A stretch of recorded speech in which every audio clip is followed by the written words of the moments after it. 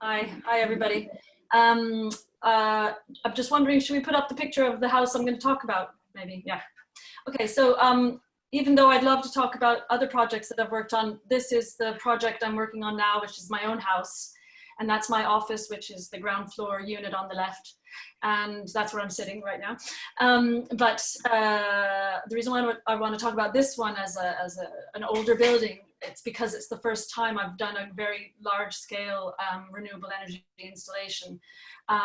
So I'm just going to give a kind of little outline of how we got here, and then our approach. I'll try to keep it fast, so if I'm talking too fast, I apologize, but I want to make sure we do have time at the end. So I'm an architect, lived in Limerick from 2009 to 2017. Sorry. Good.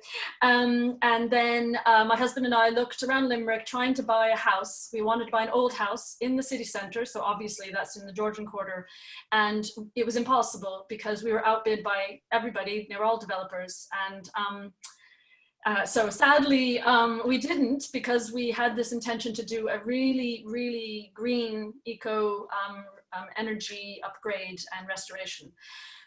So what we did is we looked around, and I had worked in Jordan on the Eco Village as one of the designers of the master plan. I've designed a few houses, and I've designed a structure for the amphitheater here. So we found a house on the main street. It's, as you can see, 3-story, so 2-story residential over commercial units. It has a coach house you can see through the archway, and then it has a very large walled garden. We found this house. It wasn't on the market, but it was through word of mouth that we found out that it was available. It had been converted to flats in the way that it was done about 20 years ago, very poorly. No central heating. There were some electric storage units, no insulation. It was cold, damp, and I think you can all imagine the kind of feeling of the place, which a lot of buildings, old buildings, have been converted into. So what we did is, when we got into the building, we kept the units at the bottom. We had a beauty salon on one side and a hairdresser on the other. They're gone now. It's now offices on both sides. But we decided to bring the original residential setup back. So it's our house that we are living in now. And we decided our objectives were to make it as energy efficient as possible within reason, because it's a stone building built circa turn of the century, 19th century, so early 1800s. We also wanted to do it in a very ecological way, so using natural breathing materials.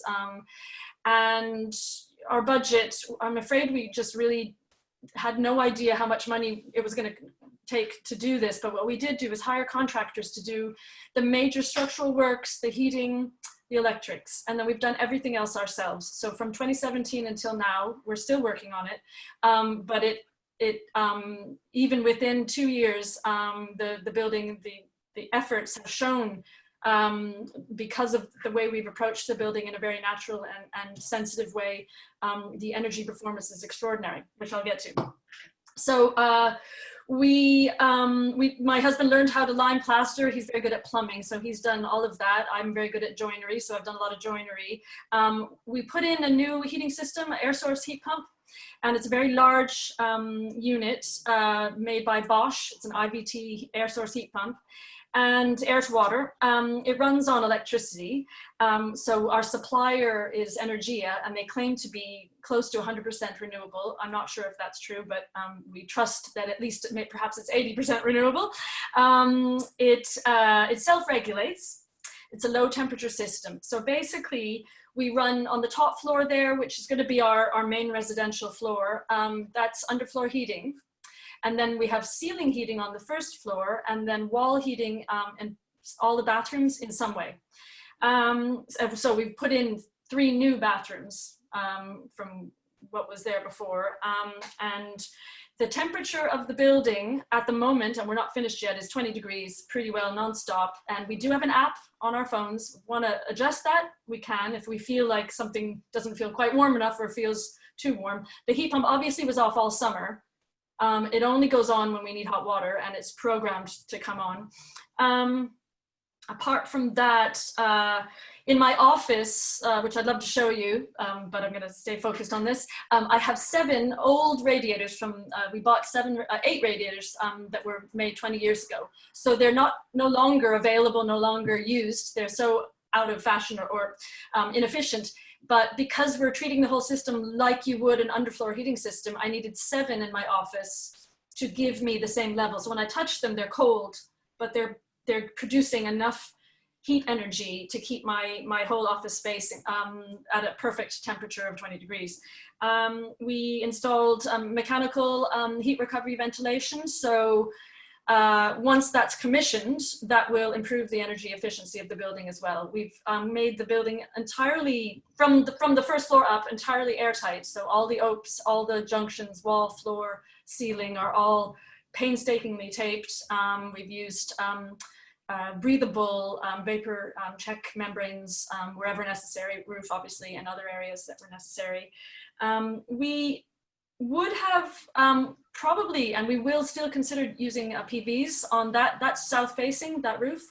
But just financially, we just can't, make sense of it. So, and we also, if we installed PVs, we would want to be installing with the battery because we want to be able to store that energy that's generated. Materials wise, I'll just quickly list, because it has to be healthy and breathable, we used cork insulating plaster on all the external walls, wood fiber insulation in the roof, 200 millimeters of wood fiber insulation just under the rafters because we left the roof intact. We used a breathable vapor check, as I said.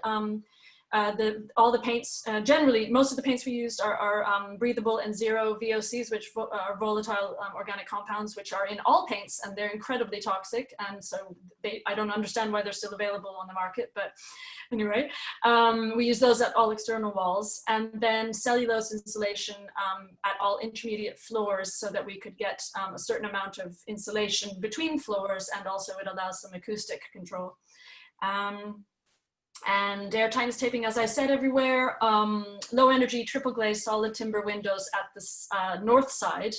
And at the south side, we haven't actually got the money to replace the windows that you can see from the first floor and the ground floor, but those we will replace with super energy efficient windows when we can. And then the cost of the works, I can't say exactly what they are because I haven't done the calculations yet, but approximately 80 grand to contractors. So that's electrical contractor, some plumbing work, and a main contractor for the overall structural works of the house. And then for materials and windows and heating equipment, we're saying about 80 to 100 grand for that. And our labor obviously was free. And the heat pump grant was 3,500 from SEAI. And sadly, we were told that we wouldn't be,